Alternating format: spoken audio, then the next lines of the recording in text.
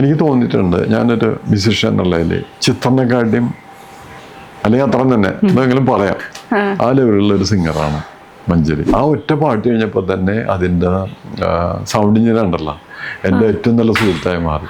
അയാൾ പിന്നെ എന്നെ കെട്ടിപ്പിടിച്ചിട്ട് പറഞ്ഞ് നിങ്ങളെ സമ്മതിക്കണം. എൻ്റെ സിനിമയിൽ ഒന്നും തന്നെ എൻ്റെ മക്കളെ പാടിച്ചിട്ടില്ല, ഞാൻ പാടിയിട്ടില്ല. പുതിയ എന്തോരം ആളുകളെ കൊണ്ടുവന്നിട്ടുണ്ട്.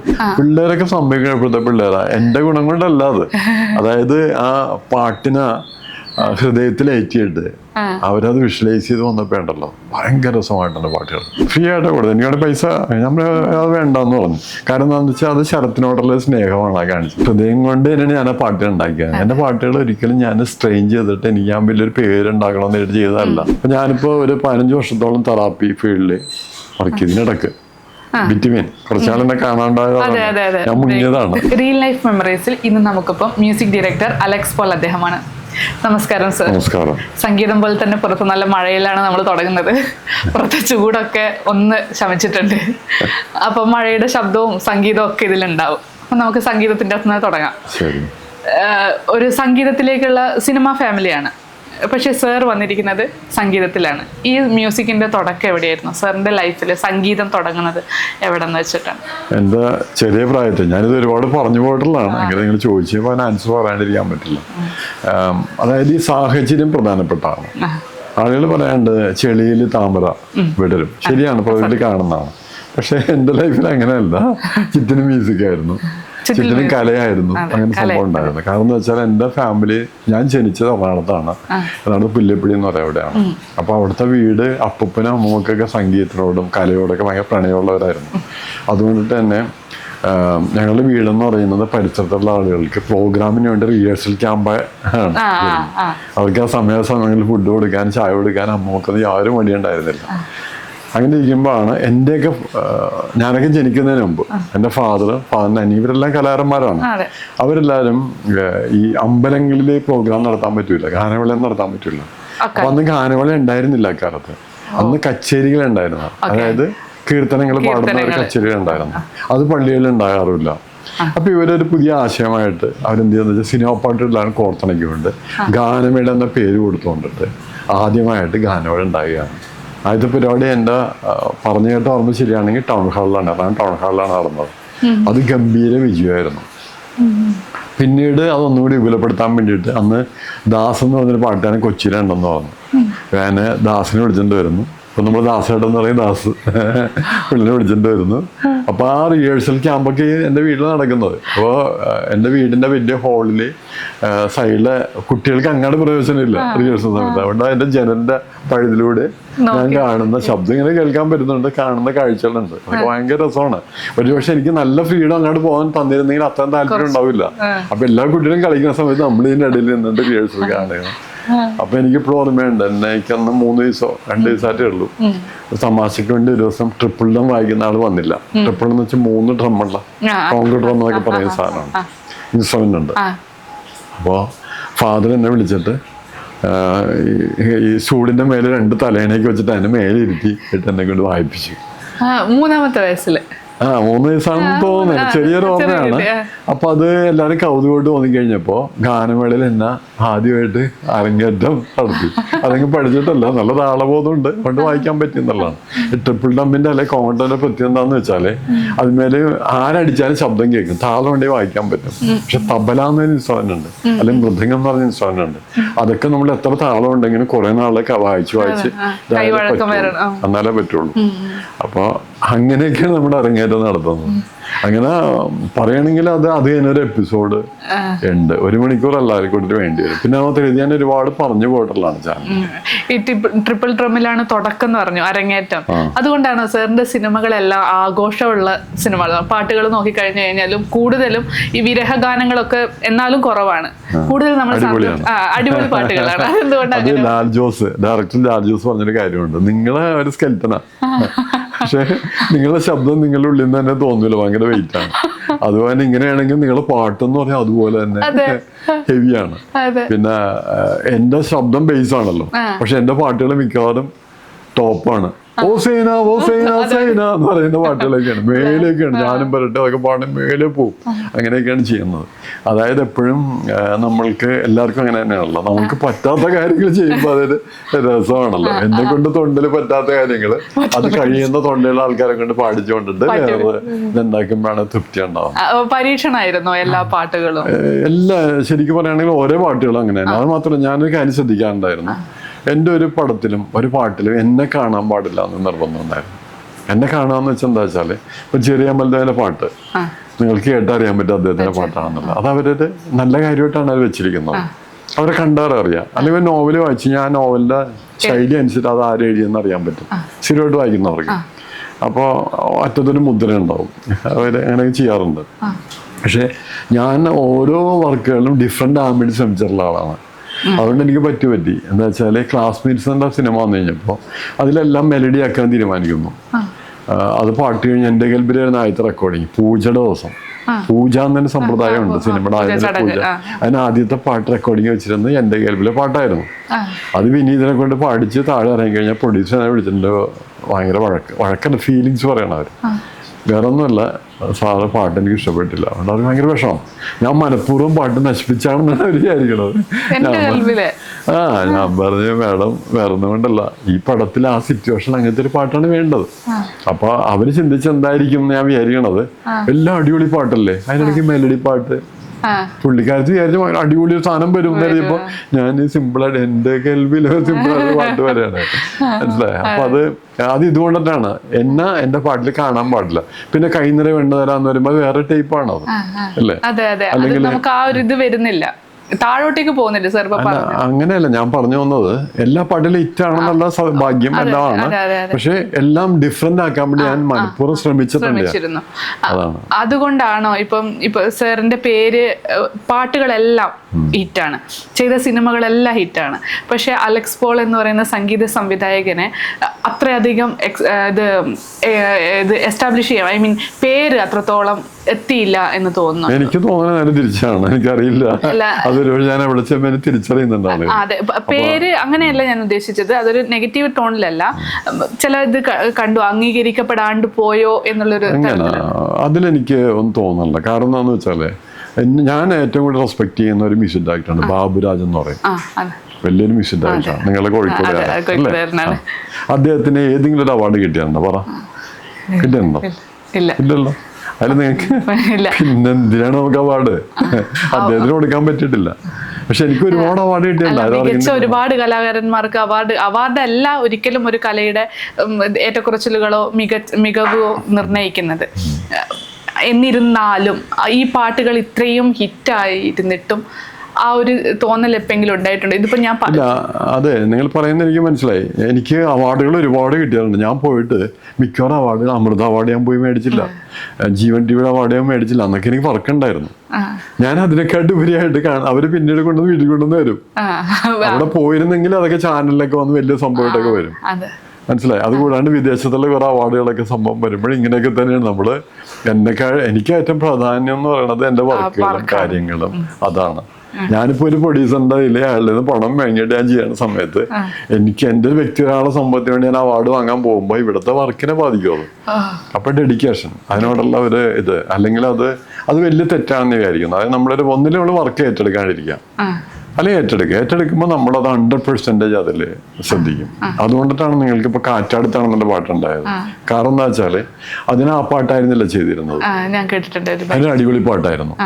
അപ്പൊ അതിൽ ആ ദിവസം എല്ലാവരും ഇഷ്ടപ്പെട്ട് അവിടെ ഗ്യാപ്പൊക്കെ കിട്ടുമ്പോൾ അവർ സെലിബ്രേറ്റ് ചെയ്യാൻ വേണ്ടി ആ പാട്ട് എല്ലാവരും പാടുമായിരുന്നു, പൃഥ്വിരാജ് ഉൾപ്പെടെ. പക്ഷെ എനിക്ക് ആ പാട്ടല്ല അവിടെ വേണ്ടതെന്ന് എനിക്ക് തോന്നി. എന്താ വെച്ചാൽ ഇദ്ദേഹത്തിന്റെ ഒരു മരണമൊക്കെ സംഭവിക്കുന്നുണ്ടല്ലോ. അപ്പൊ അത് പിന്നീട് ഒരു റീ റെക്കോർഡിങ്ങിലുള്ള ഉപയോഗിക്കേണ്ടതാണ്, അത് വേണ്ട ഒരു മെലഡി ആളുടെ ഒരു പാട്ടാണെന്ന് തോന്നുന്നു. അപ്പൊ ഞാൻ അത് ലാജോസിനോട് പറഞ്ഞപ്പോൾ എല്ലാം കഴിഞ്ഞില്ല, എല്ലാവർക്കും ഇഷ്ടപ്പെട്ട് വേണ്ടെന്ന് പറഞ്ഞു.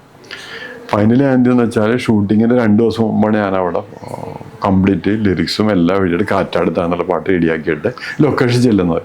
ലൊക്കേഷൻ ചെല്ലിട്ട് ഡയറക്ടറിനെ സ്ക്രിപ്റ്റ് ആയിട്ട് വിളിച്ചിട്ട് എൻ്റെ വണ്ടിയിലിട്ട് കേൾപ്പിച്ചപ്പോൾ അവർ ക്ഷയിക്കേണ്ടി വന്നു, ഇതാണ് വേണ്ടതെന്ന് പറഞ്ഞു. അങ്ങനെയാണ് നിങ്ങൾക്ക് കാറ്റാടുത്താണല്ലോ കിട്ടുന്നത്, മനസ്സിലായോ?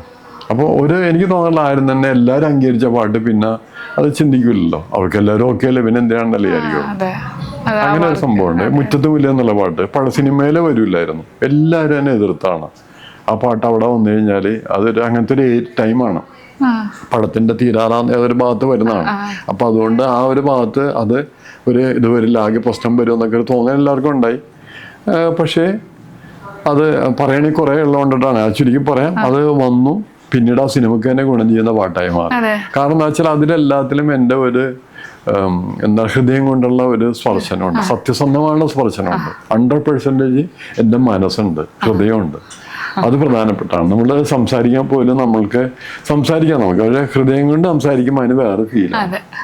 അപ്പം ഞാനിപ്പോൾ ഒരു 15 വർഷത്തോളം തെറാപ്പി ഫീൽഡിൽ വർക്ക് ചെയ്തു. ഇതിനിടക്ക് ബിറ്റ്വീൻ കുറച്ചാളെന്നെ കാണാണ്ടായതാണ്, ഞാൻ മുങ്ങിയതാണ്.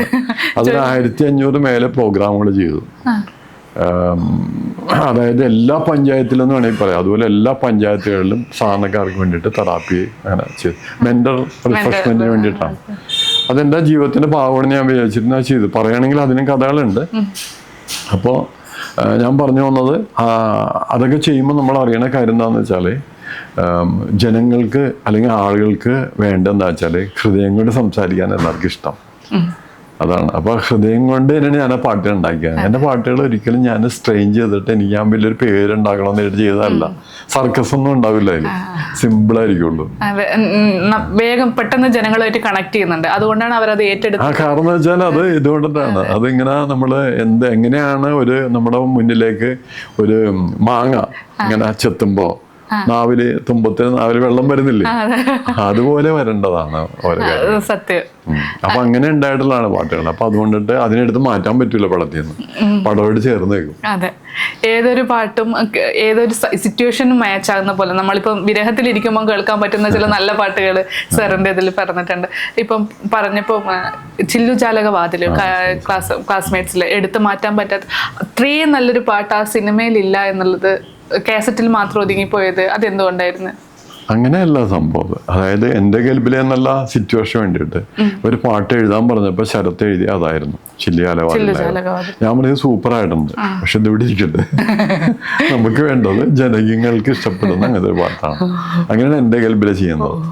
പക്ഷേ അദ്ദേഹത്തിന് ചിലപ്പോൾ ഒരു പക്ഷെ എൻ്റെ നല്ല സുഹൃത്താണ്. ഞാനിതൊക്കെ പറഞ്ഞാലും, ഞാനിപ്പോൾ എൻ്റെ ഹൃദയം എല്ലാവർക്കും അറിയാം, എന്നെ അറിയാമെന്നൊക്കെ നമ്മൾ വിചാരിക്കുമെങ്കിൽ പോലും ഉള്ളിലെ വേദന ഉണ്ടാവുമെന്ന് എനിക്ക് മനസ്സിലായി.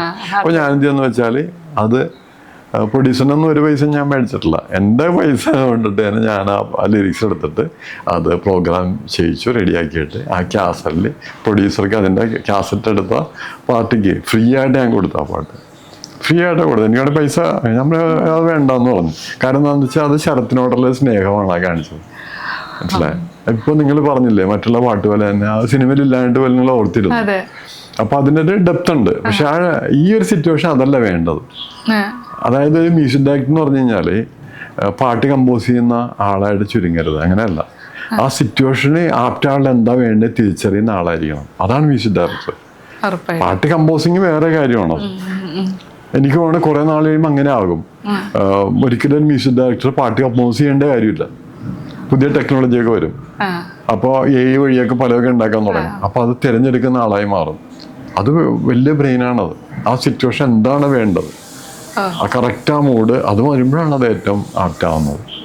അതിനപ്പുറത്ത് വേറെ ഒന്നും ഉണ്ടാവില്ല.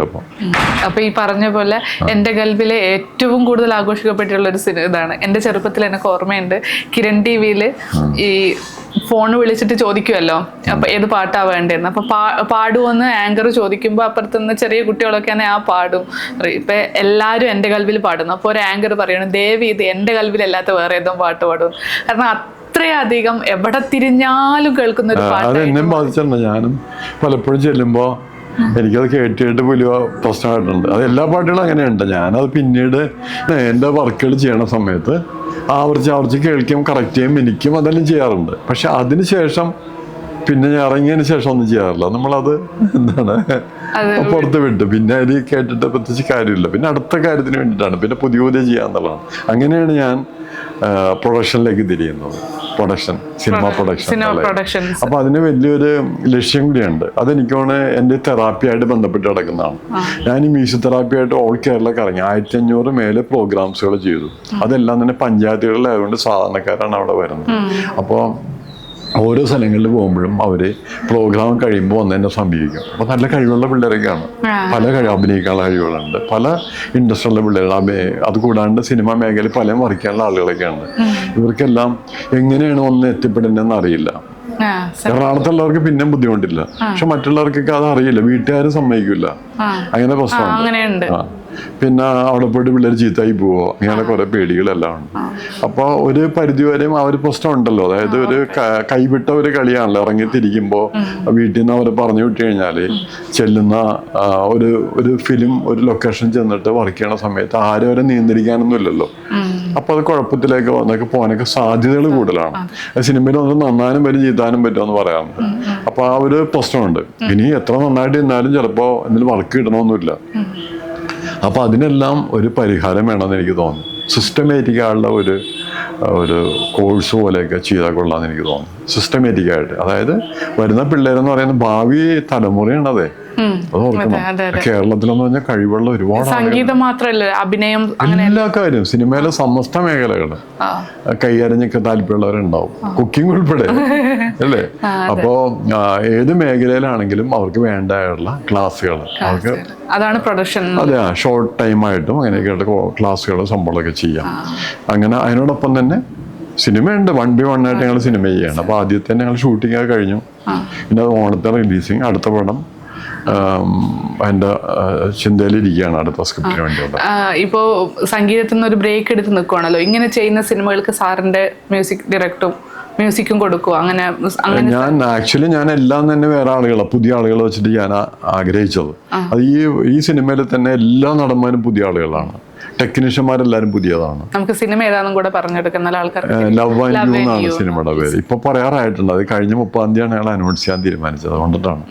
അപ്പോൾ എല്ലാം പുതിയതാണ്. പക്ഷേ മ്യൂസിക് ഇവരാരും ഞാൻ വിളിച്ചിരുന്ന പിള്ളേർ ആരും തന്നെ സാറേ പ്ലീസ് സാറിന്റെ പാട്ട് വേണമെന്ന് പറയും. പിന്നെ എനിക്കൊന്നും ചെയ്യാൻ പറ്റാതെ അതും കൂടി വേറെ ആളുകൾ വെച്ചേക്കൊള്ളാന്ന് എനിക്കുണ്ടായിരുന്നു. അപ്പൊ ഭാവിയിൽ അതൊക്കെ അതുകൊണ്ടാണ് ചോദിച്ചത്. ഈ സിനിമയിൽ ഒരു ബ്രേക്കിന് ശേഷം ഈ സിനിമയിൽ സംഗീത സംവിധാനമായിട്ട് വരുന്നു എന്നുള്ളത് കണ്ടു. അതുകൊണ്ടാണ് ചോദിച്ചത്. അതെ. അപ്പൊ അത് വെച്ചിട്ടുണ്ട്. അപ്പൊ തീർച്ചയായിട്ടും അതുകൊണ്ടിട്ട് തന്നെ അത് എനിക്ക് തോന്നുന്നത് ഇപ്പോൾ പാട്ടുകളെ കഴിഞ്ഞല്ലോ, അല്ല ഷൂട്ടിങ് കഴിഞ്ഞിരിക്കുന്നതൊക്കെ അറിയാം.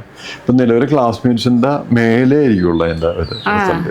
അതുപോലെ ഉഗ്രനായിട്ട് ചെയ്തിട്ടുണ്ട്. പിള്ളേരൊക്കെ സംഭവിക്കപ്പെടുത്ത പിള്ളേരാ. എൻ്റെ ഗുണം കൊണ്ടല്ല അത്. അതായത് ആ പാട്ടിനെ ഹൃദയത്തിലേറ്റിയിട്ട് അവരത് വിഷ്വലൈസ് ചെയ്ത് വന്നപ്പോ ഉണ്ടല്ലോ ഭയങ്കര രസമായിട്ടുണ്ട് പാട്ടുകൾ. മൊത്തം 7 പാട്ടുകളുള്ള സപ്തസ്വരങ്ങൾ പോലെ. അത് നല്ലൊരു രാശിയാണ്. 7 സ്വരങ്ങൾ പോലെ. നമുക്ക് ഇതിലേക്ക് വരുന്നതിന് മുന്നേ ഞാൻ വീണ്ടും ഒന്ന് പഴമയിലേക്ക് പോവാണ്. ഈ പോത്തൻ ബാബ എന്ന് പറയുന്ന സിനിമ കൂടുതലും സംഗീതത്തെ ആസ്പദമാക്കിയിട്ടുള്ള അതിന് ബേസ് ഒരു സംഗീതം ഉണ്ടായിരുന്നു.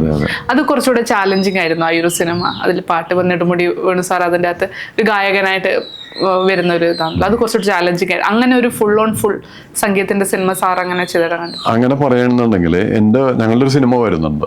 പേര് അനൗൺസ് ചെയ്യാറായിട്ടില്ല. അതിൽ മ്യൂസിഷ്യന്റെ കഥയാണ്. ഒരു 500 വർഷം മുമ്പ് ജീവിച്ചിരുന്ന ഒരാളുടെ കഥയാണ്.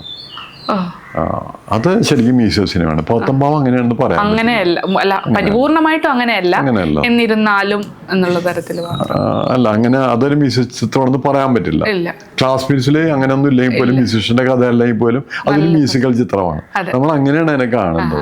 ഒരു പടത്തില് ഒരു മ്യൂസിക്കൽ ചിത്രം എന്ന് പറയുമ്പോ ഒരു മ്യൂസിഷ്യന്റെ കഥയാണോന്നില്ല. മനസ്സിലായി? ഇനി ഒരു മ്യൂസിഷ്യന്റെ കഥ വെച്ചിട്ട് അതിൽ പാട്ട് വേണമെന്നില്ല.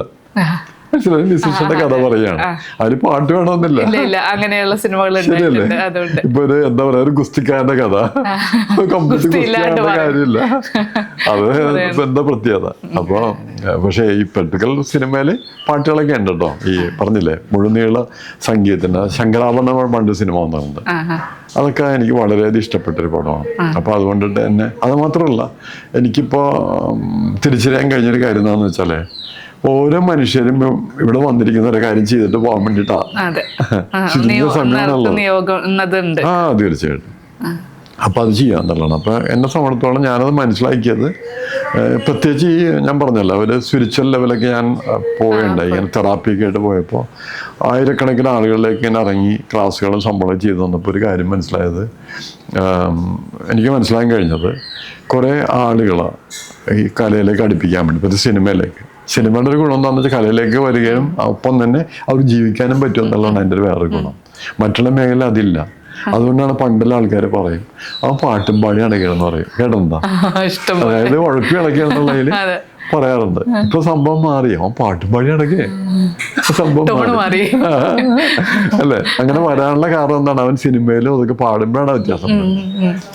അറിയുമ്പോ കിട്ടുന്ന ഒരു അംഗീകാരമാണ്. അറിയലല്ല, സാമ്പത്തികം തന്നെയാണ് ബേസ്. അത് വേണമല്ലോ, നന്നായിട്ട് ജീവിക്കാൻ പറ്റണം. അപ്പോൾ ആരും തന്നെ നമ്മളിപ്പോൾ പറയട്ടെ, ഓരോ രാജ്യത്തിനും ഓരോ സ്ഥലങ്ങൾക്കും ഓരോ പ്രത്യേകതകളുണ്ട്. അതായത് ഇപ്പോൾ ചൈന ഭയങ്കര ഡെവലപ്പ് നമുക്കറിയാവുന്നതാണ്. ടെക്നോളജി പരമായിട്ട് ഒരുപാട് ഡെവലപ്മെൻ്റ് ഒക്കെ ഉണ്ടായില്ലേ?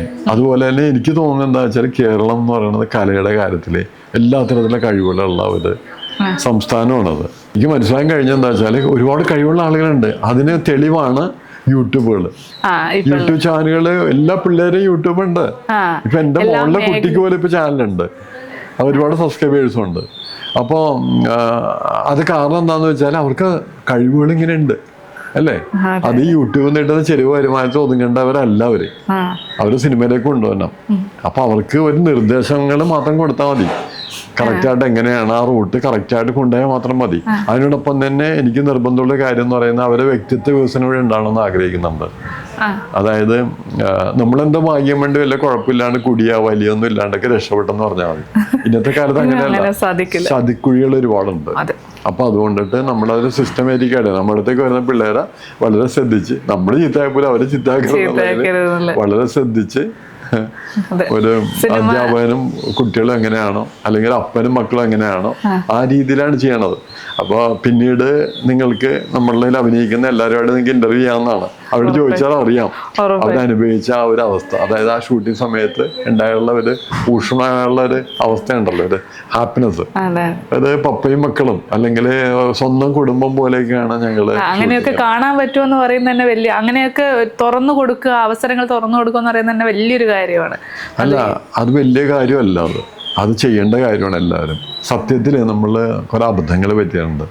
നമ്മൾ ഈ ഓരോ ആളുകളും മക്കൾക്ക് വേണ്ടി ജീവിക്കുകയാണ്, മനസ്സിലായോ? ഈ മക്കള് നമ്മളായിട്ട് എന്താണ് ബന്ധം? നമ്മളുടെ ബ്ലഡ് ആണെന്നൊക്കെ പറയുന്നത് അല്ലേ? ശരിക്കും പറഞ്ഞാൽ ഓരോ കുട്ടികളും നമ്മളുടെ ഭാഗം തന്നെയാണ് അവര് എന്നാണ് എനിക്ക് തോന്നിയിട്ടുള്ളത്. എൻ്റെ ഫാദർ ആ ഒരു ചിന്തയുള്ള ആളായിരുന്നു. അന്നെങ്കിൽ എനിക്ക് അസൂയ തോന്നുന്നത് എന്താ വെച്ചാൽ പുള്ളിക്കാർ ആയിരക്കണക്കിന് ശിഷ്യന്മാരുണ്ട്. അപ്പോൾ പലപ്പോഴും പല കാര്യങ്ങൾക്കും എന്നെ ചിലപ്പോൾ നിർദ്ദേശിക്കില്ല, വേറെ ഇതിലേക്ക് നിർദ്ദേശിക്കും, നമുക്ക് കൊള്ളാമെന്ന് പറയും. അപ്പോൾ ഞങ്ങൾക്ക് വിഷമം തോന്നാറുണ്ട്. പിന്നീട് അത് അഭിമാനമായിട്ട് തോന്നി. എന്ന് വെച്ചാൽ അതാണ് പാടുള്ളൂ. ഇപ്പം എൻ്റെ സിനിമയിൽ ഒന്നും തന്നെ എൻ്റെ മക്കളെ പാടിച്ചിട്ടില്ല, ഞാൻ പാടിയിട്ടില്ല. പുതിയ എന്തോരം ആളുകളെ കൊണ്ടുവന്നിട്ടുണ്ട്. അത് കാരണം എന്താ വെച്ചാൽ അവരെക്കാട്ടി നന്നായിട്ട് പാടുന്ന ഒരാളിനെങ്കിൽ അവർക്ക് കൊടുക്കണം. അങ്ങനെയാണ് ഞാൻ പോയിട്ടുള്ളത്. ഇപ്പം ഈ ഒരു സിനിമ വന്നു കഴിഞ്ഞപ്പോൾ എൻ്റെ മോള് നന്നായിട്ട് സ്ക്രിപ്റ്റ് എഴുതുന്നു എന്ന് പറഞ്ഞു. അവൾ 10-15ഓളം സ്ക്രിപ്റ്റുകൾ എഴുതി വെച്ചിരിക്കുന്നു. അത് കഴിവുണ്ടെന്ന് തോന്നി. അതുകൊണ്ട് മാത്രം അവൾക്ക് സ്ക്രിപ്റ്റ് റൈറ്റർ എന്നുള്ള സംഭവം കൊടുക്കുന്നു. അവളിപ്പോൾ ഇതിൽ തിരക്കഥ, സംഭാഷണം, ഡയറക്ഷൻ ഉൾപ്പെടെ അവളാ ചെയ്തിരിക്കുന്നു ആ പടം. പക്ഷെ അവൾക്ക് നല്ല കഴിവുണ്ടെന്ന് മനസ്സിലായിട്ടാണ്. അപ്പൊ അത് മക്കളെന്നുള്ള വിചാരിച്ചിട്ടല്ല, അത് മക്കളായതുകൊണ്ട് കൊടുക്കാണ്ടിരിക്കരുത്. അതൊരു പ്രശ്നമാണ്. മക്കളാണല്ലോ. അപ്പൊ ആൾക്കാർ എന്ത് ചെയ്യരുത്, ആൾക്കാർക്ക് വേണ്ടിയല്ല ഞാൻ ജീവിക്കണത്, നമുക്ക് ശരിയാണെന്ന് തോന്നണം കറക്റ്റായിട്ട്. അപ്പൊ ആ രീതിയിൽ പോയി കഴിഞ്ഞാൽ പോകുമ്പോൾ ഉണ്ടാകുന്ന ഒരു സന്തോഷം ഉണ്ടല്ലോ. അതായത് ഞാനിങ്ങനെ നമ്മുടെ സ്റ്റുഡൻസിനോട് ഞാൻ ക്ലാസ് എടുക്കുമ്പോൾ ഞാൻ പറയുന്നൊരു കാര്യമുണ്ട്. നമ്മുടെ ഒരു നുണ പറഞ്ഞാൽ ഒരാളും അറിയില്ലായിരിക്കും, പക്ഷെ നമുക്കറിയാൻ പറ്റും നുണയാണെന്ന്. അപ്പൊ നമുക്ക് എന്ത് പറ്റും? നമുക്ക് നമ്മളോടുള്ള ഒരു ആത്മാഭിമാനം ഉണ്ടല്ലോ, അത് നഷ്ടപ്പെടുകയാണ്. ഞാനും നുണയനാണെന്ന ഉള്ളിൽ തന്നെ പറഞ്ഞുകൊണ്ടിരിക്കുകയാണ്. അത് എല്ലാവർക്കും തോന്നണമെന്നില്ലല്ലോ സർ. അതെന്തിനാണ് എല്ലാവർക്കും ആളുടെ കാര്യം? എന്താ, നമ്മളതിൽ സന്തോഷിക്കുകയല്ലേ വേണ്ടത്? ഞാൻ പറയട്ടെ, ഒരു കുഴപ്പക്കാരനായിട്ട് ഒരാളെ പരിചയപ്പെടുന്നു, അപ്പൊ നമുക്ക് സന്തോഷമല്ലേ ഉണ്ടാകാൻ പാടില്ല. ഞാൻ അവനെ പോലെ അല്ലല്ലോ. അതെ, ഉറപ്പായിട്ട്. അങ്ങനെ അറ്റ്ലീസ്റ്റ് ഞാൻ അതല്ലല്ലോ. അത് മാത്രമല്ല, ലോകത്തിലൊക്കെ ഒരാളെ നന്നാക്കാൻ പറ്റുള്ളൂ, അത് നമ്മളെ തന്നെ. അപ്പോഴേ നന്നായിട്ടുണ്ട്. ഇല്ല, ഇനി നമ്മൾ അബദ്ധങ്ങൾ പറ്റാം, പ്രശ്നങ്ങൾ പറ്റാം. അതിങ്ങനെ ശ്രമിച്ചുകൊണ്ടുണ്ടാവുന്ന കുറെ നല്ല കാര്യങ്ങൾ ചെയ്യുകയും ഒക്കെ ചെയ്യുമ്പോൾ ഉണ്ടാകുന്നൊരു സന്തോഷം ഉണ്ടല്ലോ. അതിനിടയ്ക്കിടയ്ക്ക് സ്ലിപ്പാവും, ഇടയ്ക്ക് മനുഷ്യത്വരാണ് ചില കാര്യങ്ങൾ വരും. പക്ഷെ അതപ്പം തന്നെ നമ്മൾ കറക്റ്റ് ചെയ്തിട്ട് അത് വേറെ ഇതിൽ അവതരിപ്പിക്കുകയും ഒക്കെ ചെയ്യുമ്പോൾ നമുക്ക് രസമാണ്. അത് ജീവിതം അങ്ങനെയാണ് ഞാൻ കാണുന്നത്. ഇത്ര മനോഹരമാണ് സാറിന്റെ ഈ സംസാരം പോലെ തന്നെ ഈ സംസാരത്തിൽ കിട്ടുന്ന ഒരു പോസിറ്റീവ് ഉണ്ട്. സാറിന്റെ പാട്ടുകളിൽ നന്നായിട്ട് കാണാൻ പറ്റുന്ന. അല്ല, എന്നാലേ പറ്റുള്ളൂ, അത് വേണ്ടി വരും. അതായത് ഒരു നല്ലൊരു മ്യൂസീഷ്യന്, നല്ലൊരു കലാകാരന് അവരുടെ മനസ്സ് വളരെ പെർഫെക്റ്റ് ആയിരിക്കണം. അപ്പോഴാണ് ഏറ്റവും നല്ലത് പ്രോഡക്റ്റ് കൊടുക്കാൻ പറ്റുള്ളൂ. അല്ലെങ്കിൽ പറ്റൂല. അത് ആ വൈകല്യം ആ വർക്കിലും ഉണ്ടാവും. അതാണ് ഇപ്പൊ എന്റെ സിനിമകൾ ഞാൻ വിചാരിക്കുന്ന എല്ലാം തന്നെ എല്ലാവർക്കും കുടുംബസമേതം കാണാവുന്ന സിനിമകളായിരിക്കും. കാരണം ഞാനതാണ് ഇഷ്ടപ്പെടുന്ന, ആഗ്രഹിക്കുന്നത്. എന്റെ ഉള്ളിൽ വൈകല്യമൊക്കെ ഉണ്ടെങ്കിൽ ഞാൻ അതുപോലെ തന്നെ സിനിമ ഹിറ്റാക്കാൻ വേണ്ടി അവിടെ ഇക്കിളിപ്പെടുത്തുന്ന കാര്യങ്ങൾ അതൊക്കെ ആഡ് ചെയ്തിട്ട് ചെയ്യും ഞാൻ. അത് തെറ്റുന്ന ശരിയെന്നല്ല ഞാൻ പറയണത്, എന്നെ അതിൽ കാണാൻ പറ്റും ആ സംഭവത്തില്. അങ്ങനെ കാര്യമുണ്ട്. ഞാൻ ചെറുതില് കേട്ടിട്ട് ഒരുപാട് ഇഷ്ടപ്പെട്ട ഒരു പാട്ടാണ് പന്തയക്കുഴി സിനിമയിലുള്ള പാട്ട്, സുന്ദരി ചെമ്പകമലരെ. അതിൽ ആ പാട്ടിന്റെ ഇതിൻ്റെ അകത്ത് നായിക ഓടുമ്പോൾ ഹൂ എന്നുള്ളൊരു സൗണ്ട് ഉണ്ടാക്കുന്നുണ്ട്. അത് ശരിക്കും ഒരുപാട് വട്ടം റിപ്പീറ്റ് ചെയ്ത് തരുന്നുണ്ട്. അത് മ്യൂസിക് ആണോ അല്ലെങ്കിൽ ആ ഒരു ഓർക്കസ്ട്ര ഉപയോഗിച്ചിട്ടുള്ള മ്യൂസിക് ആണോ അല്ലെങ്കിൽ അത് പാടുന്ന തന്നെയാണോ എന്നൊന്ന്? അത് തീർച്ചയായിട്ടും പറയാം. അതിന് വേറെ കാര്യം പറയാം. പന്തയക്കുഴി എന്നുള്ള സിനിമയിൽ ഇത് ഈ പറയണത് നിങ്ങൾക്ക് വേണ്ടി ഒന്നുമല്ല, എൻ്റെ സുഹൃത്ത് ശരത്തിന് വേണ്ടിയിട്ടാണ്. അതിലിതുപോലെ തന്നെ പുള്ളി സുന്ദരിയെ ചെമ്പകമലരെ അതാണല്ലോ പാട്ട്. പുള്ളി അത് എഴുതിയത് മഴവില്ലിൻ നീലിമ കണ്ണിൽ മഴവില്ലിൻ സോണിമ ചുണ്ടിൽ, അതാണ് പുള്ളി എഴുതി വെച്ചത്. അതാ പറഞ്ഞത്. അതിന് മുമ്പാണ് ഈ പടം, അതിന് മുമ്പാണ്. അപ്പോ വരികൾ വളരെ നല്ലതാണ്. ഞാൻ പറഞ്ഞത് പക്ഷെ ഈ പടത്തിന് ഇതല്ല വേണ്ടത്. അങ്ങനെയാണ് സുന്ദരിയെ ചെമ്പോല എന്നല്ല എഴുതിയത്. പക്ഷെ അപ്പോഴെനിക്കൊരു വിഷമം തോന്നി. അദ്ദേഹത്തിന് അതങ്ങാട് നല്ല വരികൾ എഴുതിയിട്ട്. അപ്പൊ പ്രത്യേകിച്ച് സാഹിത്യം ഇഷ്ടപ്പെടുന്ന സാഹിത്യകാരനാണല്ലോ. ഈ സാഹിത്യത്തിനെ പറ്റി പറയുന്നത് സാഹിത്യം ആലോചനാമൃതമാണ്, സംഗീതം ആഭാരമധുരമാണെന്ന് പറയുന്നത്. അപ്പൊ ആലോചന ഇതൊക്കെ ഉള്ളവർക്ക് അത് പുള്ളിക്കൊരു ഫീലിങ്സ് വരുമെന്നറിയാം. അതുകൊണ്ട് ഞാൻ എന്ത് ചെയ്തു, ആ ലൈൻസ് അത് തന്നെ എടുത്തിട്ടാണ് മഴവില്ലിൻ മണ്ടുണ്ടാക്കിയത്. ആ പാട്ട് ഹിറ്റാണ്. അതാണ്. അല്ല, ഞാൻ എടുക്കൂല. അത് എനിക്ക് അയാളോട് ഇഷ്ടം കൊണ്ട്. അപ്പൊ ലൈൻസ് നല്ലതാണ്.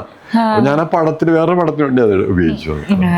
ഞാൻ ചോദിച്ചതിന്റെ ആൻസർ എന്താന്ന് വെച്ചാൽ അതാണ് ഈ പറഞ്ഞ വിദ്യാർത്ഥികൾ പഠിക്കേണ്ടത്, അല്ലെങ്കിൽ സിനിമയിലേക്ക് വരാൻ ആഗ്രഹിക്കാൻ പഠിക്കേണ്ട ഒരുപാട് കാര്യങ്ങളുണ്ട്. അതായത് സാമ്പിളിംഗ് എന്ന് പറയുന്നത് പറയുകയാണെങ്കിൽ അത് സാങ്കേതികമുള്ള കാര്യമാണ്. ഓഡിയൻസ് ചിലപ്പോൾ മനസ്സിലാവണമെന്നില്ല. അങ്ങനെ കുറെ കാര്യങ്ങൾ നമുക്ക് ചെയ്യാൻ പറ്റും. ഇപ്പൊ ഒരു എക്സാമ്പിൾ, ഒരു കോഴി ഒരു കൂകല് അത് നമ്മളെ റെക്കോർഡ് ചെയ്യാണ്.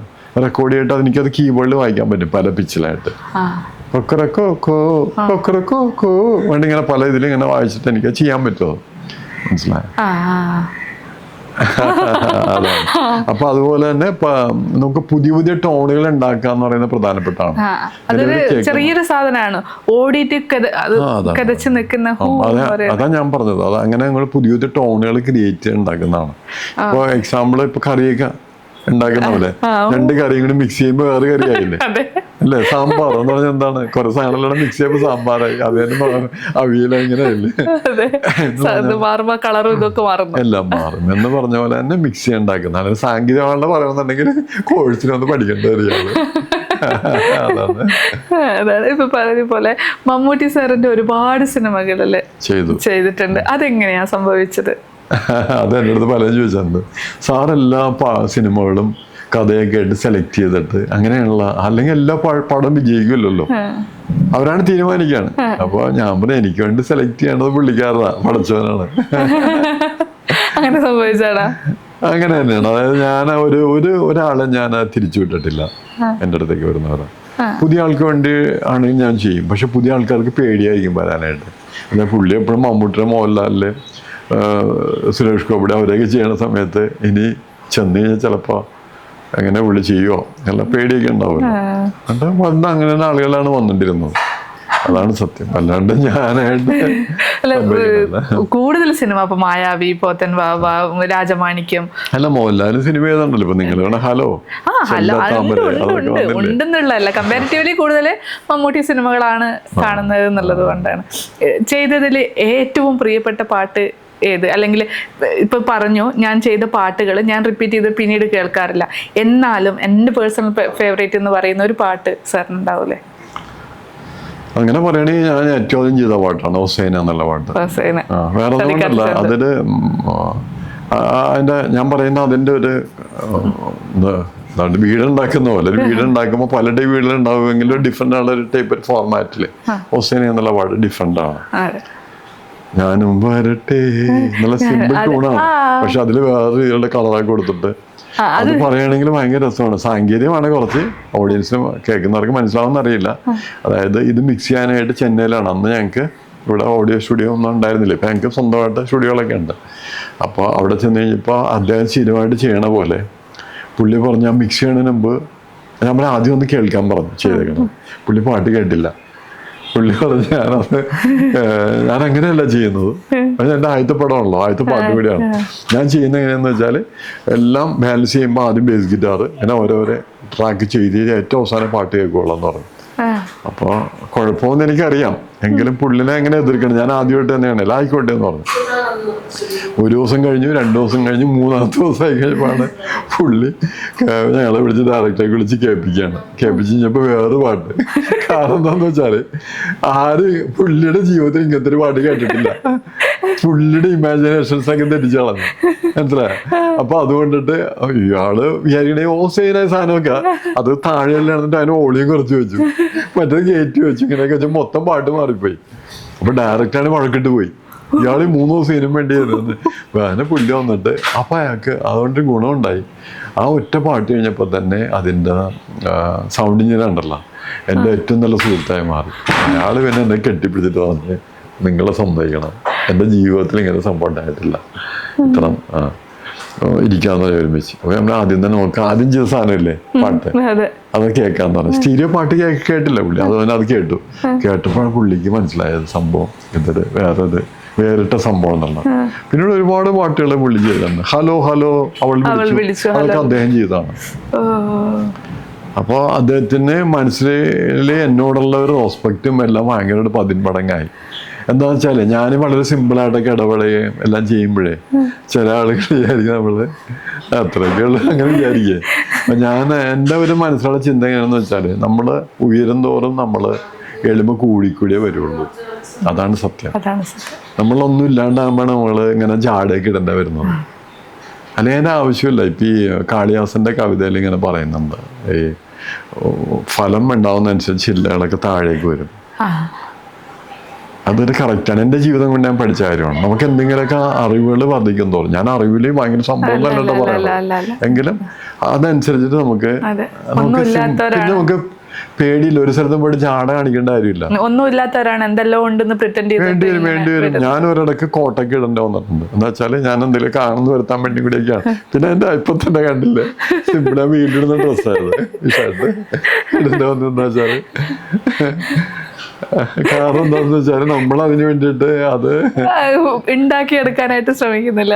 അതിന്റെ കാര്യമില്ല. എന്താന്ന് വെച്ചാല് ആളുകളുടെ ഉള്ളില് നമ്മളുടെ ഒരു പിക്ചറും കാര്യങ്ങളൊക്കെയാണ്. അപ്പൊ അതിൽ തന്നെ നിൽക്കുന്ന ഏറ്റവും നമ്മള് ഓരോരുത്തരുടെ വീട്ടിലൊരു അംഗമാവുന്നതാണ് നല്ലത്. അതാണ് നമ്മൾ മാറി നിന്നിട്ട് ഒരു ഭയങ്കര സംഭവമാണെന്ന് വരുത്തരുത്. ആർക്കും വേണമെങ്കിൽ നമ്മളോട് സംസാരിക്കാനൊക്കെ തോന്നണം. പലപ്പോഴും പലർക്ക് ഇപ്പോഴും പോലും മാറി നിന്നിട്ട് ഒരു സെൽഫി എടുക്കണമെന്നൊക്കെ ആഗ്രഹമുണ്ട്. അവരിങ്ങനെ മാറി അവർ നിൽക്കണ കാണാം.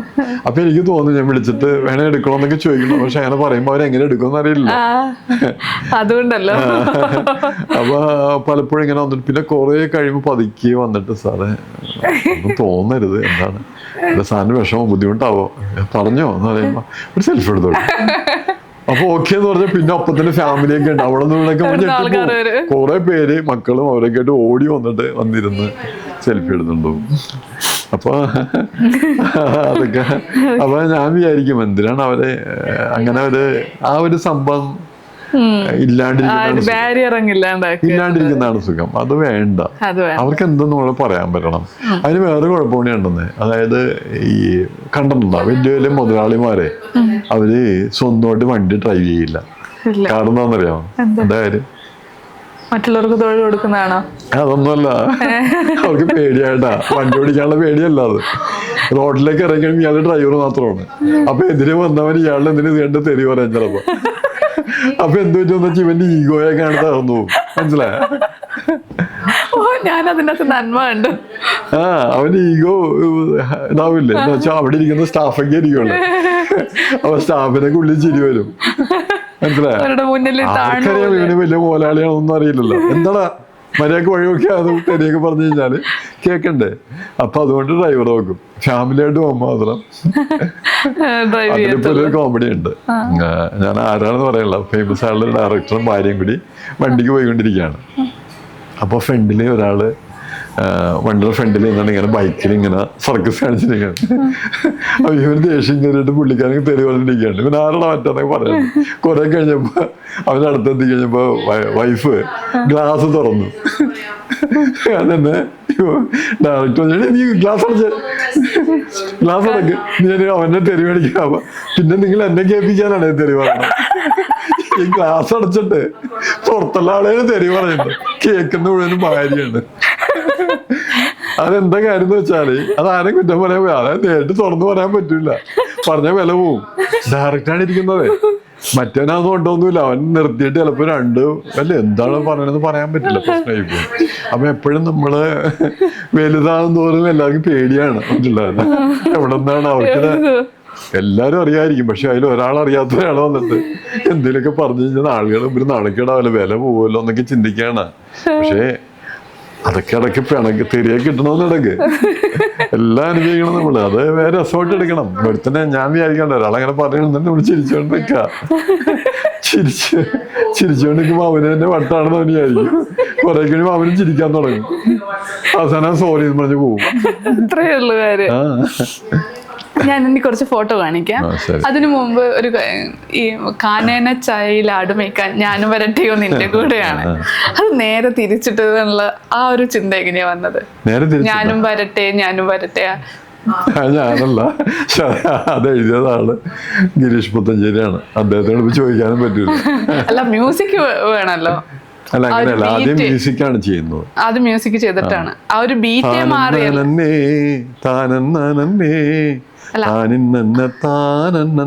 എഴുതുമ്പോ ഞാനും വരട്ടെ എന്ന് എഴുതാം, അല്ലെങ്കിൽ ഒന്ന് പോടാപ്പാന്ന് എഴുതാം. അവനെന്തോടെ എഴുതാം. ഞാൻ ചോദിച്ച ബീറ്റാണ് മൊത്തം ആ പാട്ടിന്റെ ടൂണ് ഇത് മാറ്റുന്നത്.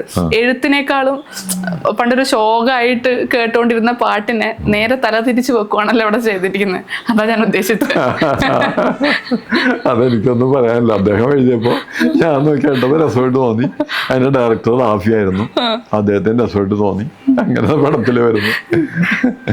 സത്യം പറഞ്ഞ ഞാനിപ്പോ മറ്റേ ചങ്കമ്മയുടെ പറ്റിയുള്ള കാര്യം ഞാൻ ചിന്തിച്ചില്ല. ഞാൻ ചിന്തിച്ച ആ ട്യൂണിന് കറക്റ്റാണ് വരികയത്, ഓക്കെയാണ്, സിമ്പിൾ വരികയാണ്. അതെപ്പോഴും ഈ ഒരു വരി തന്നെ 2 പ്രാവശ്യം ആവർത്തിച്ച് വരുന്നതൊക്കെ ഹിറ്റാകാനുള്ള സാധ്യത കൂടുതലാണ്. ഇതൊരു പുതിയൊരു ക്ലൂ ആണ്, പുതിയ മ്യൂസിക് ഡയറക്ടർ എടുക്കാവുന്നതാണ് അത്. ഇപ്പൊ റഹ്മാന്റെ എല്ലാ പാട്ടും എടുത്തു കഴിഞ്ഞാലും ചിന്ന ആശയായി, പിന്നെ കുറെ ആശ ചിറകടിക്കും ആശയായി, ഇങ്ങനെ ആശ പോവുകയാണ്. ആയതിനെ ചിന്ന ആശയായി. അല്ലെങ്കിൽ എന്താണ് ടേക്ക് ഇറ്റ് ഈസി മറ്റേ ഒരു വാക്കാൻ റിപ്പീറ്റ് ചെയ്ത് വരുന്നത്. അതായത് നാവില് പെട്ടെന്ന് ഓർത്തിരിക്കുക. അതൊക്കെ ഒരു ടെക്നിക്കുകളാണത്, മനസ്സിലാവും. അപ്പൊ എന്റെ ആദ്യത്തെ പാട്ടാണത്. അതാണ് ഞാനും 2 പ്രാവശ്യം ഇട്ട് സന്തോഷം. നമ്മളങ്ങനെ ചിന്തിക്കുന്നത്, മനസ്സിലായ? ലിറിക്സിനവർക്ക് അത് ഇഷ്ടമുണ്ടാവില്ല. അവര് പിന്നെ രണ്ടാമത്തെ വേറെ ആക്കാൻ നോക്കും. പക്ഷെ ഇതിലെയാള് ഞാനും വരട്ടെ എന്ന് പറയുമ്പോ എനിക്ക് സന്തോഷമുണ്ടോ. അത് റഹ്മാനെ അനുകരിച്ചിട്ട് ഇഷ്ടപ്പെട്ടതല്ല, അതിനെപ്പറ്റി അന്ന് ആലോചിച്ചിട്ട് പോലും ഇല്ല. അങ്ങനെ വരുമ്പം കൂടുതൽ നല്ലതാണല്ലോ. പിന്നെന്ന് വെച്ച് കഴിഞ്ഞാൽ പണ്ട് ഇപ്പൊ അല്ലേ ട്രെയിലർ ടീസർ കാര്യങ്ങളൊക്കെ വരുന്നത്. പണ്ട് സിനിമകളെ കൂടുതൽ പബ്ലിഷ് ജനങ്ങളിലേക്ക് എത്തിച്ചത് ഈ പാട്ടുകളാണല്ലോ. ആ സമയത്ത് അതിനെ എങ്ങനെയാ കണ്ടിരുന്നത് സാർ? ഇപ്പം ആദ്യം റേഡിയോയിലൂടെ പാട്ടൊക്കെ കേട്ടിട്ടാണ് ആ സിനിമക്ക് ആവശ്യത്തിലധികം പ്രൊമോഷൻസ് കിട്ടിക്കൊണ്ടിരുന്നത്. ഇപ്പാണ് ട്രെയിലർ വന്ന്, പോസ്റ്റർ വന്ന്, ടീസർ വന്ന് അങ്ങനെ വരുന്നത്. അപ്പൊ ആ പാട്ട് സിനിമക്ക് മുന്നേ എത്തുമല്ലോ. ആ ഒരു കാലത്തെ എങ്ങനെയാണ്? എന്താണ് എനിക്ക് മനസ്സിലായാലും ചോദ്യം എന്താന്ന് മനസ്സിലായില്ല. എങ്ങനെ കാണുന്നതെന്ന് വെച്ച് കഴിഞ്ഞാല് അത് നല്ലതാണോ ചീത്താണോ എന്നാണോ? എങ്ങനെയാണെങ്കിലും എടുക്കാം, നല്ലതായിട്ടും പറയാം. ഐ മീൻ പാട്ട് ആദ്യം എത്തിക്കഴിഞ്ഞു കഴിഞ്ഞാൽ നമുക്ക് ആ സിനിമ എന്തായിരിക്കും എന്നുള്ളത്. തീർച്ചയായിട്ടും ഈ പാട്ടിന്റെ ഒരു ഗുണം എന്ന് പറയുന്നത്, സിനിമ എത്ര നല്ല സിനിമയാണെങ്കിലും മാക്സിമം 4 പ്രാവശ്യം കാണും. അതിൽ കൂടുതൽ കാണുമോ നിങ്ങൾ? ചില നല്ല സിനിമകളൊക്കെ കാണും. ഏത് പടമാണ് 5 പ്രാവശ്യം കണ്ടത്? മണിച്ചിത്രത്താഴ് എത്ര പ്രാവശ്യം കണ്ടു? എണ്ണീട്ടില്ല, അത്രയധികം കണ്ടിട്ടുണ്ട്. വെട്ടം കുറെ വട്ടം കണ്ടിട്ടുണ്ട്. അപ്പൊ നിങ്ങളൊരു ഡിഫറെന്റ് ആളാണ്.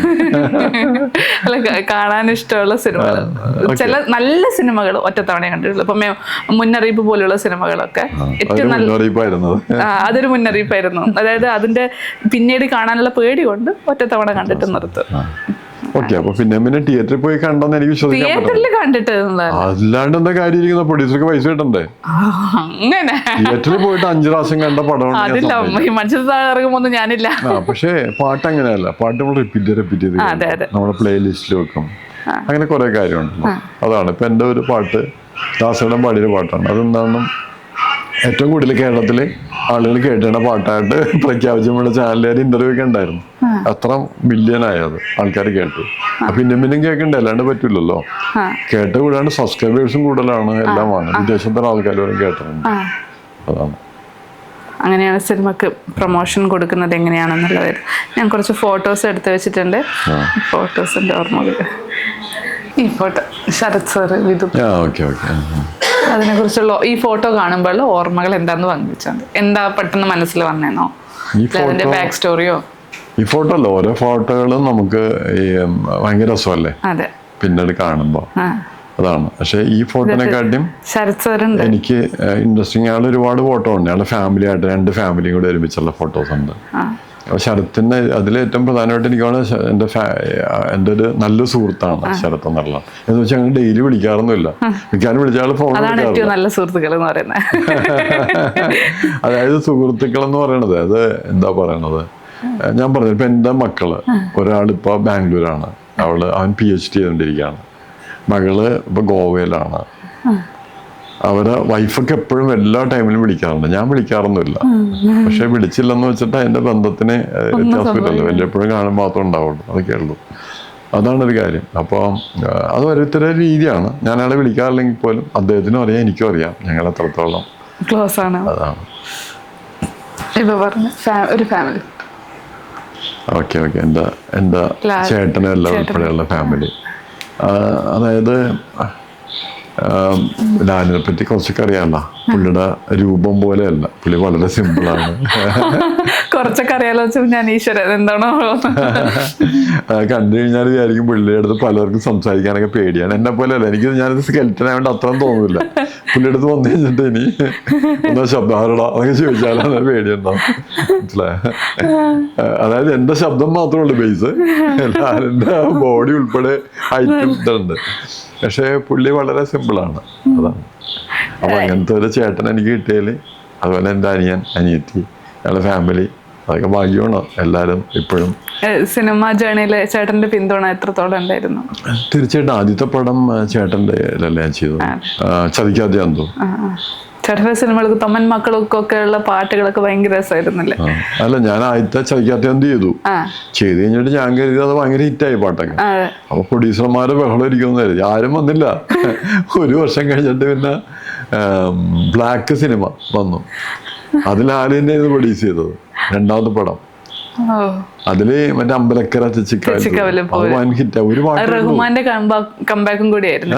പാട്ടേ ഉണ്ടായുള്ളൂ. പക്ഷെ അത് വേറെ ലെവലിലെത്തി. പിന്നെ 3ാം തൊമ്മനും മക്കളും കൂടി കഴിഞ്ഞപ്പോഴാണ് ആളുകൾ വരാൻ തുടങ്ങിയത്. തൊമ്മനും മക്കൾ എല്ലാ പാട്ടും മറ്റേ പുണ്യാനുസാക്കും ആ ട്യൂൺ എങ്ങനെയായിരുന്നു? പുണ്യഹൻ ഉണ്ടായി 2 മക്കൾ, അതിന്റെ ട്യൂണ്, അതിന്റെ ഒരു ബാക്ക് സ്റ്റോറി അറിയോ? എല്ലാത്തിനും കഥകളുണ്ട്. അതായത് ഈ സിനിമ കഥ പറയുമല്ലോ. മ്യൂസിക് ആണെങ്കിൽ നമ്മുടെ അടുത്ത് സിനിമ, ഞാനിപ്പോ എനിക്ക് തോന്നുന്നത് ലാലങ്കാട്ടും കൂടുതൽ കഥകൾ ഞാൻ കേട്ടിട്ടുണ്ടാവും. കാരണം വെച്ചാൽ ഓരോ സ്ഥലത്തും സംഗീതം ചെല്ലുമ്പോൾ അവർ കംപ്ലീറ്റ് കഥ പറയുമല്ലോ, സിനിമ കഥ പറയും.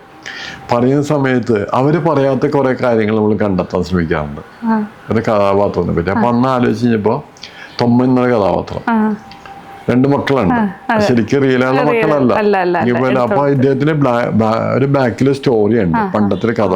എന്നെ മനസ്സിൽ ഡെവലപ്പ് ചെയ്തപ്പോ ഞാൻ ആലോചിച്ചപ്പോ അയാള് ചവിട്ടാണക്കാരനായിരിക്കും. മനസ്സിലായ? അങ്ങനെയാണ് അത്. ചവിട്ടാടത്തിന്റെ ഒരു സ്വഭാവം വെച്ചിട്ട് അന്ന് വരുന്നത്. അതെ. അപ്പൊ അതിനുവേണ്ടി ഞാൻ കുറെ സ്റ്റഡിയൊക്കെ ചെയ്തു. അന്നത്തെ ഒരു രീതിയും കാര്യം പഠിക്കാൻ വേണ്ടിയിട്ട് അന്ന് ഒരു രാഷ്ട്രീയക്കാരനുണ്ടായിരുന്നു, അദ്ദേഹത്തിൻ്റെ പേര് ഞാൻ മറന്നുപോയി, ബ്രിട്ടോ, അറിയോ? മരിച്ചുപോയി. പേര് കേട്ടിട്ടുണ്ട്. വടുതലയിലാണ്. അപ്പോൾ വടുതല എറണാകുളം ഡിസ്ട്രിക്റ്റിൽ വടുതല സ്ഥലമുണ്ട്. അവിടെ ബ്രിട്ടോന്റെ പരിസരത്തൊക്കെ ഒരുപാട് അവിടെ ഈ ചാട്ടുകടത്തിന്റെ ടീമൊക്കെ ഉള്ള ഏരിയയാണ്. അദ്ദേഹമാണെങ്കിൽ ചാട്ടുകട ഒന്ന് പരിപോഷിപ്പിക്കാൻ വേണ്ടി എൻ്റെ അടുത്ത് എന്നെ വിളിച്ചിട്ട് ഞങ്ങളൊക്കെ ഒരുമിച്ച് അതിനെ പറ്റിയൊക്കെ ആലോചിക്കുകയൊക്കെ ഉണ്ടായി. അപ്പോൾ ഞാൻ എൻ്റെ മനസ്സിൽ കാണുന്നതിനെ പറ്റി പഠിക്കാന്നുള്ളതാണ്.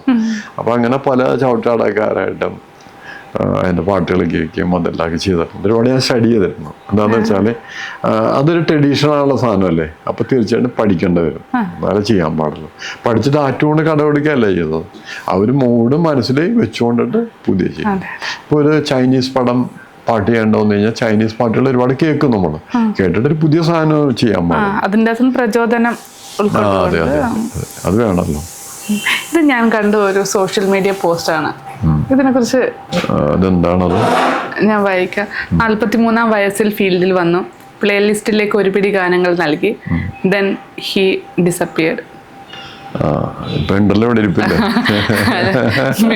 സിനിമ പിന്നണി ഗാന ലോകത്ത് നിന്ന് അത് ഒരുപാട് ആളുകള് അത് ആ ഇട്ട ആൾക്ക് എന്നെ ഇനിയും കാണണമെന്നൊക്കെ ഒരു ആഗ്രഹം ഉണ്ടായി. ഇട്ട ആളോട് ഞാൻ നന്ദി പറയട്ടെ, അതൊരു നല്ല കാര്യമാണ്. പക്ഷെ പുതിയ പിള്ളേരെല്ലാരും വരണ്ടേ, അതാണ് ഇപ്പൊ ഞങ്ങളുടെ കമ്പനിയുടെ ലക്ഷ്യം. അത് തന്നെയാണ്. നമ്മളവിടെ അതിനുവേണ്ടി വഴി മാറിക്കൊടുക്കുവാണോ? ശരി, വഴി മാറിക്കൊടുക്കലൊന്നുമല്ല. എന്തിനാണ് വഴി മാറിക്കൊടുക്കണ്ടായിരുന്നു? നമുക്ക് ഇത്ര പടങ്ങളൊന്നും ചെയ്യാമല്ലോ. ഞങ്ങൾ തമ്മിൽ ഒരു പടമല്ല, നിറയെ സിനിമകൾ ചെയ്യണമെന്ന് വിചാരിക്കുന്നത്. പക്ഷെ എൻ്റെ ആയുസ് ഇത്രയൊക്കെ ഉണ്ടാവുള്ളൂ. അത് ഞാൻ പിന്നീട് പോകും. കാരണം എന്താണെന്ന് വെച്ചാൽ ഞങ്ങളിപ്പോൾ പ്രൈവറ്റ് ലിമിറ്റഡ് ആണ്, അത് പബ്ലിക് ആക്കാൻ പോവുകയാണ്. അപ്പോൾ അത് എൻ്റെ കാലശേഷം അതങ്ങനെ ആ സിസ്റ്റം പോയിക്കൊണ്ടിരിക്കും. അപ്പം നിറയെ സിനിമകൾ വരും. അതെല്ലാം തന്നെ കുടുംബസമ്മതത്തിൽ കാണാൻ പറ്റുന്ന പടങ്ങളാകണമെന്നാണ് ഇപ്പോൾ ആഗ്രഹിക്കുന്നത്. പിന്നീട് അതിൽ മറ്റുള്ള ആളുകളൊക്കെ മാറി വരുമ്പോൾ മാറിയൊക്കെ വരാം. അപ്പോൾ എന്താണെങ്കിലും സാമ്പത്തിക വിജയം ജനങ്ങൾക്ക് ഇഷ്ടപ്പെടുന്നതും ആവുന്ന രീതിയിലാണ് ചെയ്യാൻ ആഗ്രഹിക്കണം. അല്ലാണ്ട് ചെയ്തിട്ട് കാര്യമില്ല, അവാർഡ് വേണം ചെയ്തിട്ട് കാര്യമില്ല. സാറിന്റെ ഒരുപാട് പാട്ടുകൾ പാടിയിട്ടുള്ള മഞ്ചരി, മഞ്ചരിനെ കുറിച്ചുള്ള ഓർമ്മകളോ? മഞ്ചരി ഒരു നല്ല സിംഗറാണ്. പലപ്പോഴും ഈ നേരത്തെ പറഞ്ഞല്ലോ, സാറിന് അറിയിക്കുന്ന ഇത് കിട്ടിയിട്ടുണ്ടോ എന്ന് ചോദിച്ചില്ല. അങ്ങനെ പറയുകയാണെങ്കിൽ മഞ്ചേറിൻ്റെ എനിക്ക് ഓർമ്മ വരാറുണ്ട്. അവള് ശരിക്കും പറയുകയാണെങ്കിൽ പറയണ ശരിയല്ല, മലയാളികൾ ആരും അംഗീകരിക്കില്ല. എനിക്ക് തോന്നിയിട്ടുണ്ട് ഞാനൊരു മ്യൂസിഷ്യൻ എന്നുള്ളതിൽ ചിത്രനെക്കാട്ടിയും അല്ലെങ്കിൽ അത്ര തന്നെ എന്തെങ്കിലും പറയാം, ആ ലെവലിലുള്ളൊരു സിംഗറാണ് മഞ്ചരി. പക്ഷെ അവർക്ക് അറിയിക്കുന്ന സംഭവം കിട്ടിയിട്ടില്ല. അപ്പം എന്നെ സംബന്ധിച്ചിടത്തോളം നമുക്ക് എന്താ വേണ്ടത്? ഓരോ പാട്ട് ചെയ്യുമ്പോഴും അതിന് പറ്റുന്ന ഒരു കഴിവുള്ള ഒരാളല്ലേ വേണ്ട. അങ്ങനെയാണ് മഞ്ചരി കൂടുതൽ പാട്ടിൽ വന്നത്. അല്ലാണ്ട് മഞ്ചരിയോട് പ്രത്യേക സ്നേഹം ഉണ്ടായിട്ടല്ല. വോയിസിന്റെ മാത്രമല്ല, അവള് നല്ല നല്ല സിംഗറാണ്, ഒരു പാട്ടുകാരി എന്നുള്ള രീതിയിൽ എന്ത് രീതിയിൽ അവളുടെ തൊണ്ട വഴങ്ങുന്ന ഒരു പാട്ടുകാരിയാണ്. അങ്ങനെ തോന്നിയിട്ടുണ്ട്. അതായത് പലപ്പോഴും ഇവിടെ പല ഹിന്ദിയിലൊക്കെ പേരൊന്നും ഞാൻ പറയണില്ല, പല ആളുകളെയൊക്കെ ഭയങ്കരമായിട്ടൊക്കെ പറയാറുണ്ട്. പക്ഷെ അതിൻ്റെ മഞ്ചരി മുമ്പിലൊന്നും അവരൊന്നും ഒന്നുമല്ലെന്ന് എനിക്ക് തോന്നിയിട്ടുള്ളത്. ഞാൻ അവരൊന്നും പാടിക്കാൻ താല്പര്യം എടുത്തിട്ടില്ല. കാരണം മഞ്ചരി ഇവിടെ ഉണ്ട്. പിന്നെ മറ്റൊരു പേര് ഹിന്ദിയിൽ നിന്ന് ആളെ കൊണ്ടുപോകുന്നുള്ള പേര് കിട്ടാനൊക്കെ ആയിരിക്കാം ചിലപ്പോൾ, എന്തെനിക്കറിയില്ല, മാർക്കറ്റിംഗ് ഉദ്ദേശം ഉണ്ടാവും. പക്ഷെ ഞാനത് നോക്കിയിട്ടില്ല ഇതുവരെയായിട്ട്. ഞാൻ ആ ഒരു സംഭവത്തിന് ഏറ്റവും നല്ല കാര്യമാണ്. അങ്ങനെ രാജമാണിക്കും പ്രദീപൊക്കെ വരുന്ന അതാണ്. ഒരുപാട് സിംഗേഴ്സിനെ പുതിയ ആളുകളൊക്കെ എനിക്ക് കൊണ്ടുവരാൻ പറ്റും. അതുകൊണ്ട് എൻ്റെ ഫാമിലിയിൽ ഒരാളുള്ള എന്താ മരുമോനെ അതിൽ കാണുന്നില്ല, മരുമോനും കൂടി ഉണ്ട്. ഇതിന്റെ എന്താണ് പറയേണ്ടത്? ഫാമിലിനെ കുറിച്ച്, ഫാമിലിന്റെ സപ്പോർട്ടിനെ കുറിച്ച്, ഇപ്പൊ മോള് സംവിധാനത്തിലേക്ക് വരികയാണ്, അങ്ങനെയുള്ള വിശേഷങ്ങൾ. എനിക്കൊരു എൻ്റെ ഒരു സ്വകാര്യമായ ദുഃഖം ഉണ്ടായിരുന്നു. എന്താണെന്ന് വെച്ചാൽ ഞാൻ ഈ മ്യൂസിക് ഫീൽഡിലും കലയിൽ തന്നെ ഏറ്റവും എല്ലാ സർവ്വകലകളിലും ഏറ്റവും ഉത്തമമായ കല സംഗീതം എന്നാ പറയുന്നത്. അങ്ങനെ കാര്യമാണ്. അതൊരു മെഡിസിൻ കൂടെയാണ്. എല്ലാം മെഡിസിൻ തന്നെയാണ്, പക്ഷെ ഉത്തമമായിട്ട് അങ്ങനെ പറയുന്നുണ്ട് പഴയ ആൾക്കാരെല്ലാം തന്നെ. അതായത് അതിനൊരു റാണിയുടെ പവറാണ് കൊടുത്തിരിക്കുന്നത്. മറ്റേ നോക്കുമ്പോൾ റാണി സിനിമയിലാണെങ്കിൽ പോലും സംഗീതം മ്യൂട്ട് ചെയ്ത് കഴിഞ്ഞാൽ ഒന്നും രസം ഉണ്ടാവില്ല. അവർ ഡയലോഗിനോടൊപ്പം തന്നെ അതിൻ്റെ ബാക്ക്ഗ്രൗണ്ട് സ്കോർ എല്ലാം അവിടെ വരുമ്പോഴാണ്, റീ റെക്കോർഡിംഗ് ഇല്ലേ, പാശ്ചാത്യ സംഗീതം എല്ലാം അവിടെ വരുമ്പോഴാണ് അത് നമ്മൾ ആസ്വദിക്കുന്നത്. നമ്മൾ ഇവിടെ ഇപ്പോൾ സംസാരിച്ചിരിക്കുമ്പോൾ പോലും പ്രകൃതിയിലുള്ള ചെറിയ കൊച്ചു ശബ്ദങ്ങളെല്ലാം നമ്മളെ ഇൻഫ്ലുവൻസ് ചെയ്യുന്നുണ്ട്. സത്യമാണ്. ഇപ്പൊ മഴ വന്നപ്പോ ഉണ്ടാകുന്ന വ്യത്യാസം. അതുകൊണ്ടാണ് നമ്മളിപ്പോൾ കടൽ തീരത്ത് നിന്ന് കഴിയുമ്പോൾ ഒരു വേറെ ഫീലാണ് അല്ലേ. അല്ലെങ്കിൽ അവിടെ പോകേണ്ട കാര്യമില്ല, ഇവിടെ തന്നെ ചെയ്താൽ പോരെ. ആ കണ്ണിലെ കാഴ്ചയും എല്ലാം കൂടി വരുമ്പോഴുള്ള സംഭവം. അതാണ്. അപ്പോൾ പറഞ്ഞൊന്നും എന്താണ് വിട്ടുപോയി. ഫാമിലി സംഗീത എല്ലാത്തിൻ്റെയും അങ്ങനെ നോക്കുമ്പോൾ ആരും തന്നെ സംഗീതത്തിന് വേണ്ടിയിട്ട് ത്യാഗമൊന്നും ചെയ്ത് കണ്ടിട്ടില്ല നമ്മുടെ മക്കളായിരുന്നു. പക്ഷേ അവരുള്ളിൽ തന്നെ സംഗീതം എല്ലാവർക്കും ഉണ്ട്. എല്ലാവരും തന്നെ കഴിവുകളുണ്ട്, മ്യൂസിക് കഴിവുകളുണ്ട്. ഇളയവളൊക്കെ പാട്ടുകളൊക്കെ ഒരുപാട് കമ്പോസ് ചെയ്തിട്ടുണ്ട്. പക്ഷെ അതിനുവേണ്ടി ഹാർഡ് വർക്ക് ചെയ്യുകയെ പഠിക്കാനൊന്നും ശ്രമിച്ചിട്ടൊന്നുമില്ല. പക്ഷെ ഇപ്പോൾ എനിക്ക് സന്തോഷമുണ്ട്. കാരണം എന്താണെന്ന് വെച്ചാൽ ഇപ്പോൾ അവർക്ക് ഞാൻ നേരത്തെ പറഞ്ഞല്ലോ, മൂത്ത മോളാണെങ്കിൽ അവൾ അത് തന്നെയാണ് പഠിച്ചത്. അവർക്ക് 3 PG ഉണ്ട് പഠിച്ചിരിക്കുന്നത്. ഈ പറഞ്ഞ പോലെ ഇതിൻ്റെ പിന്നാമ്പുറമുള്ള സിനിമയുടെ കാര്യം പഠനം അതൊക്കെയാണ് അവൾ പഠിച്ചിരിക്കുന്നത്. ജെയിൻ യൂണിവേഴ്സിറ്റിയിൽ ജോലി ഉണ്ടായിരുന്നു.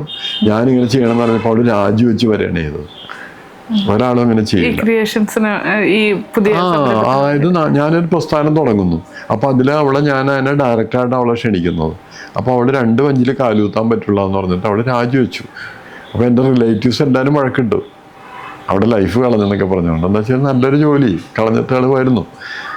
അപ്പോൾ എനിക്ക് പക്ഷേ ഞാൻ ആരോടും പറഞ്ഞിട്ടില്ല. ഇൻ്റർവ്യൂവിലും പറഞ്ഞു കഴിഞ്ഞാൽ വൈഫൊക്കെ ഒക്കെ പ്രശ്നം ഉണ്ടാവുമായിരിക്കും. എന്നാൽ പോലും പറയട്ടെ, എനിക്ക് സന്തോഷം ഉണ്ടായത് എന്താണെന്ന് വെച്ചാൽ അങ്ങനെയാണ് വേണ്ടത്.